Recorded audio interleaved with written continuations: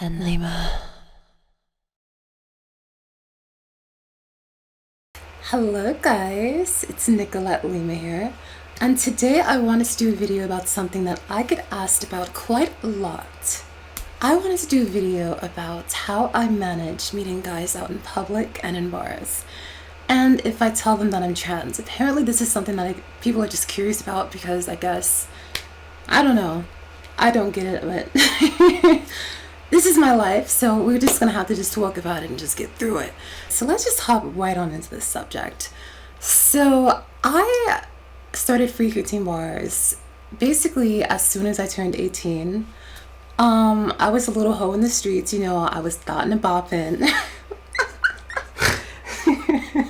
I was basically freshly out of my dad's house. I moved out of my dad's house at 17. Couple months prior to my 18th birthday, and I moved in with this 40-year-old man who was very immature and gross and annoying.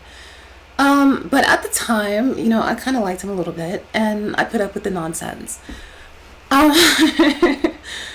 And he used to frequent this bar that was down the street from his apartment. It was literally like walking down the street. It was like probably a 3-minute walk from the apartment. But he never really took me there until I turned 18 because he was concerned that, he's 40 and I'm 17. He didn't want somebody to card me and have them be like, whoa, whoa, whoa, whoa. You know what I mean? So he was like, when you turn 18 and it's safe for them to card you and me not look like a pedo, you can go to the fucking bar with me. So I couldn't go for a couple months, but on my 18th birthday, he took me to the bar. And we bought drinks, and it was fun, it was nice. And eventually after that I started going to the bar by myself, without him.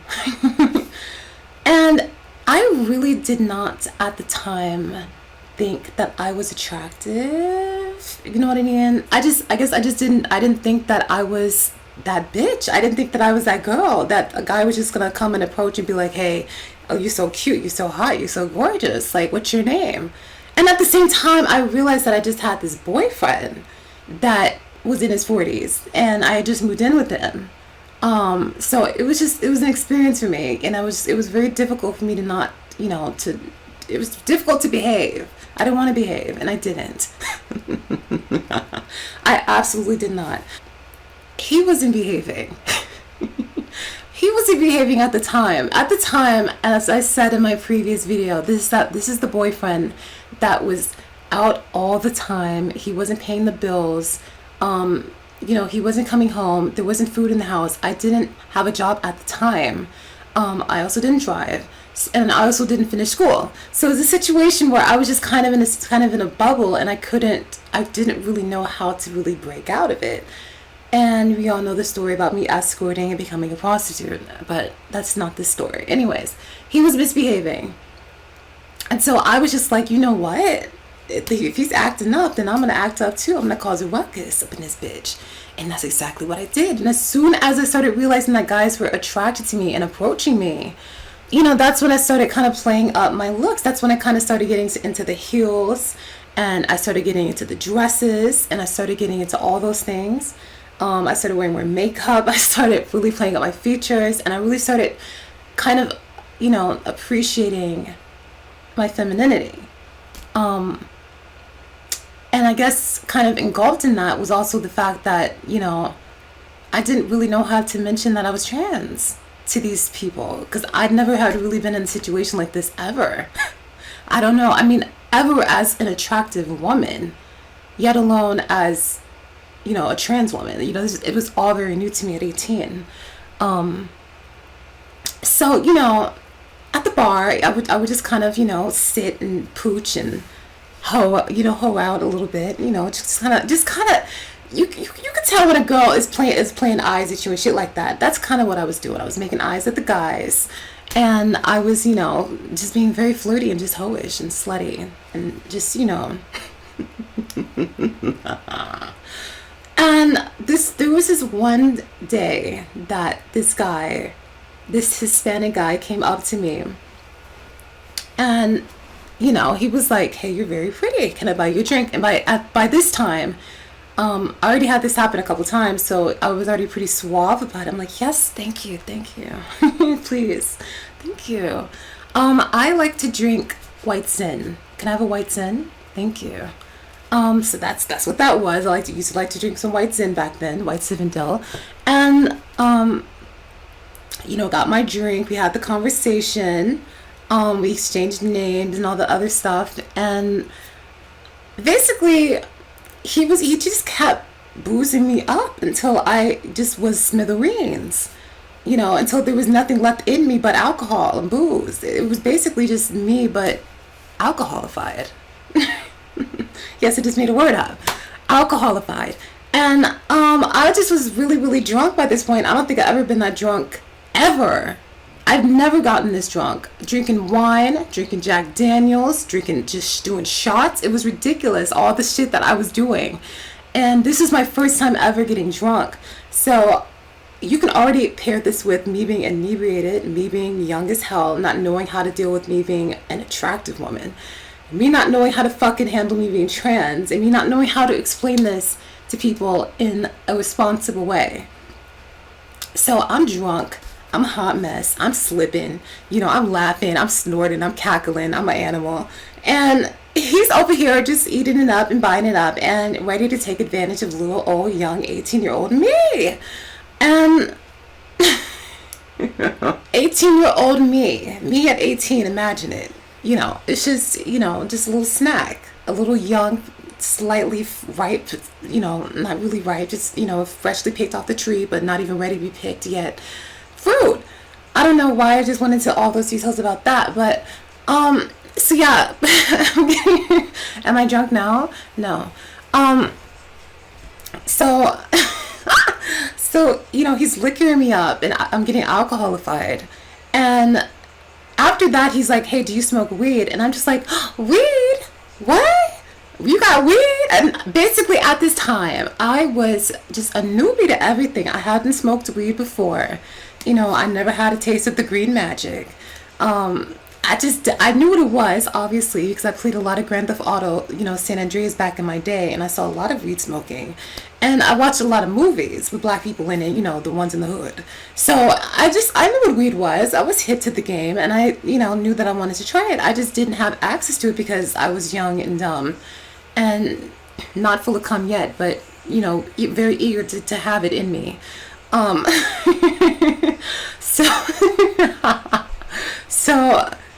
So I said, yeah, I want to smoke some fucking weed. Where's the weed at? You got weed?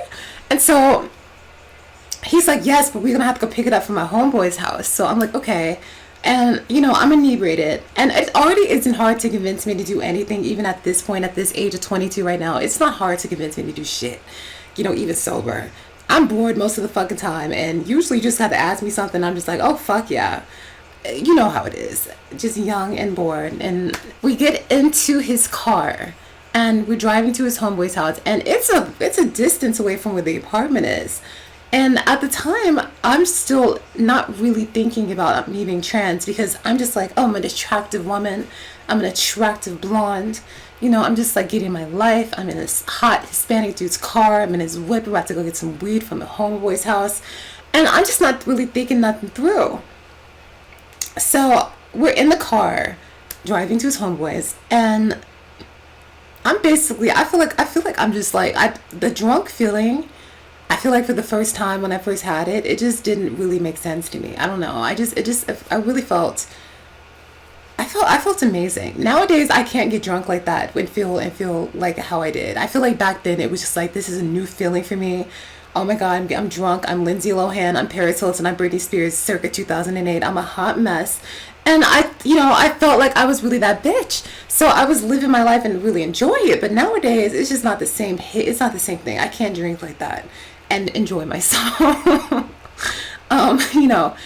So by this point, I'm not sick yet, but I do eventually get sick. But we're right in the car, and we get to his friend's house. And this is a trap house, straight from the movie, straight from the hood, straight from the ghettos. It was just a trap house in Houston. And I am just bougie princess, little queen, little old me. I'm just not used to, the hood and the ghetto-ness of this. And I'm just like, at this point, I'm just like, oh my God, I'm a tranny. I'm like, oh my God, that's right. I'm a tranny. What? And it just really hit me like all at once. And I'm just like, fuck. So I'm in the car, I'm drunk, and now I'm freaking out in my mind. But I'm really drunk and kind of enjoying it because this is my Lindsay Brittany moment, my Paris moment. I'm really gonna get my life. So I'm just like, let's just go with it. You know, I don't have to have sex with him. This is me being ignorant about what a guy is really wanting when he's taking you back to his place trying to smoke weed after going to his homeboy's frat house with the pit bulls. You know, I just didn't really know what that meant at 18. So I just didn't think that I had to do anything. I was just like, you know, this is nothing. Like, we're just cool. I'm just going to, you know, gonna go smoke. And he's going to take me back home and I'm going to be fine. And that's it. So we get into the trap house. And I see just, first of all, nobody was black. So I was intrigued by that because I was really prepared to see black people. And let me tell you something about passing and being trans, okay? And this is something that I want to do a separate video on because I feel like it needs a separate video on. But there's something that is to be said about passing, and it has to do with your race. Usually, as a trans girl, if you don't know what passing is you basically presenting as a female and people really believing you're born a natural woman, not even second guessing you're trans. To pass though, like there's an interesting science to it. Usually people of your particular race are the ones that can clock you first. And to be clocked, that means basically to be spotted as you're tranny. So I was preparing myself to go into a house full of black goons, you know, just you know, just big black men, husky ass black men with weed, you know, on a platter and a gun in the back pocket. I was really prepared to be like, oh my God, dude, that's a man. I was prepared for it. But I got into the house and it was nothing but white people and Hispanic people. So I was like, okay, I'm probably not going to get clocked or spooked up in this bitch. So let's just let me just play it cool and act really feminine. And so they're like, oh, hi. And I was like, oh, hi. Like, oh my God, she's really pretty. And, you know, this Hispanic guy's eating it up. He's eating it up. He's like, yeah, I know, she's bad. And we get to the back of the house, and I'm looking in the backyard, and all I see is just a line of pit bulls. Now, I wasn't sure if I was about to get lined up with a dog fight or what, but it was just a pack of pit bulls. I've never seen as many pit bulls in one area at once, all on chains. So, you know, this really was the trap in the house. Anyways, we collect the weed and I'm ready to get the hell up out of there because at this point I'm freaked the fuck out. I am, like I said, from the suburbs, you know, bougie ass parents, bougie ass upbringing, hung around a lot of white people, never been in the hood. And this to me was the hood. I feel like somebody may disagree with me if they actually saw it, but I'm just not from that. That's not me. You know, Little Miss Bougie Queen 2000 and, you know, 2000 and whatever year that was. So it is, we get into the car with the weed and then we go drive back to his house. Tell me why his house is about 40 minutes from the 14 minutes that we had just driven to get to the trap house from the bar. So, bitch, we are already at this point an hour and 20 minutes out. I'm just like, what? Like this, is that an hour 20 minutes? Wait, did I just do math right? Hold on. Wait. Don't quote me on that, and if it's wrong, I'm blind. Anyways, so we're about some time out from where we just were. And I'm just like, at this point, like, oh my God, I still haven't mentioned that I'm trans. My drunk has already kind of, you know, dismissed itself in my body because it's already been so long since the last time I last drank. So I'm sitting here just a little bit buzzed and I'm just thinking to myself, like, this dude does not know anything about me and we're going to his house. And, you know, I can already tell he hangs around hood people. He's talking about he has a roommate. So we get to his house. I'm flipping out in my mind. I'm not flipping out in person because I'm still trying to figure out how the fuck I'm going to get out of the situation without having to reveal that I'm trans because I didn't want to do it. I still wanted to leave the situation as a bad bitch. So we get up to the fucking house, to the apartment actually, and it's up the stairs. And as soon as we get in, he tells me, oh, looks like my roommate's not here. So I'm just like, okay, cool. Less to worry about. And then he sits me down on the couch and he asked me, did I want some more to drink? And this dude had straight up Everclear. At the time, I didn't know what the fuck an Everclear was because I was only 18, freshly 18. And I didn't understand what Everclear was. If you don't know what Everclear is, I think it's illegal in some places, in some states, but in Texas, it's not. It's basically like pretty much 100 proof alcohol. Like it's pretty much just straight up alcohol, just straight, pretty much. And I didn't realize this. And he pours me a shot. And, you know, I take a sip and bitch, the burning, the life in my throat, it was no more. I ceased to exist. I ceased to breathe. I coughed trying to get that shit down my motherfucking throat. And I'm just like, what's this? I thought this was vodka. He's like, it is vodka. And I'm like, what kind of vodka is this? Because it's like, it was so strong. Like, I just wasn't prepared to cough up lava up my fucking tonsils and throat. I wasn't prepared for that. And he's like, no, this is Everclear. It's like really good shit. It's strong as fuck. Gets you fucked up real quick.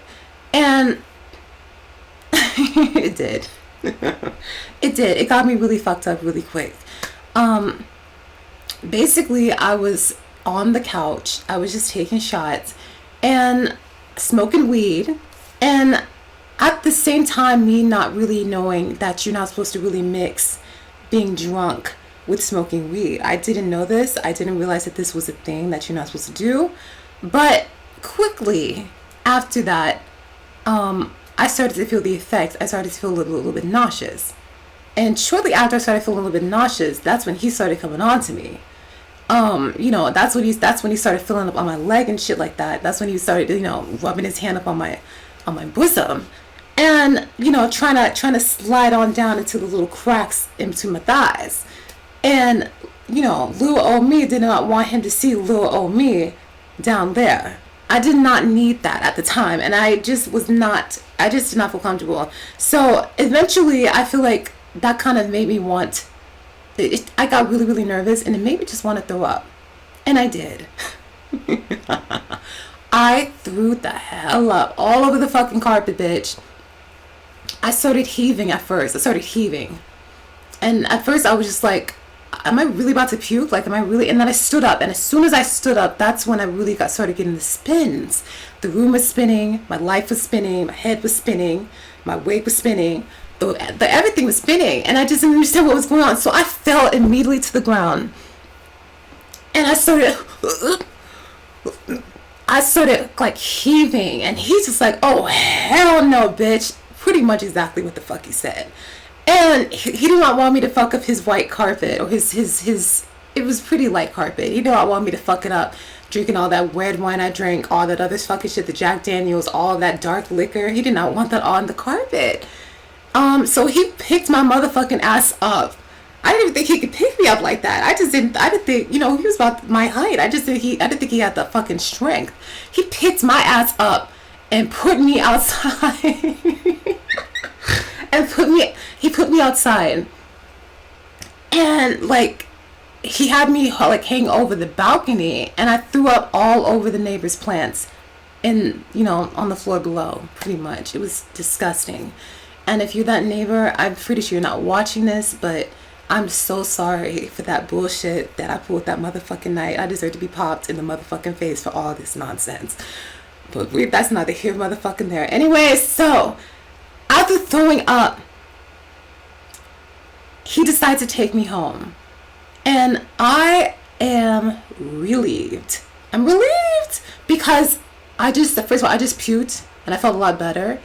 But as he was carrying me to the car, I was just like, okay, I got out of the situation in, you know, a nick of time without really even trying. I just had to fucking puke all over the neighbor's greenery and shrubbery. Who knew? So as soon as I get in the car, though, I black out. I black out. And I don't remember how I got to my apartment. I don't remember how He knew what my apartment was. I don't even know. I don't remember any of this. I just black out. And all I remember is me getting into the car, and then the next morning me waking up in my bed, basically. And I'm just confused by this point, because I'm just like, did he carry me up to my apartment? How did I get into this apartment? I couldn't remember to save my fucking life. I didn't understand what had happened. I didn't know. And I still don't know. I know I wasn't raped. I know that for sure. I know nothing was stolen. I know that for sure. So this was just a good Samaritan, basically. And Lima.